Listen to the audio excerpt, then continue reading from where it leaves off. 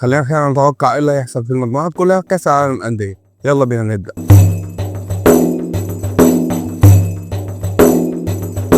المجموعه الرابعه اللي فيها فلامينجو، تشيلسي، لوس انجلوس جالاكسي والترجي. تاني فريق عربي في المجموعه. انا شايف ان تشيلسي هتروح اول وهتيجي بعدها فلامينجو، والترجي اول فريق عربي هيودع البطوله. المجموعه الخامسه اللي فيها اوراوا، مونتيرو، ريفر بلات وانتر ميلان. مجموعه مش سهله بس الانتر كده كده حاسمها. يجي من بعده مين؟ انا شايف ريفر بلات هو اللي هيكمل معاه. المجموعه السادسه فيها سان داونز، دورتموند، فلومينسي، اولسان، والفريقين اللي هيصعدوا هيكون دورتموند اول ويجي من بعده سان داونز في مفاجاه المجموعه دي. هنيجي في المجموعه الاصعب للانديه العربيه كلها.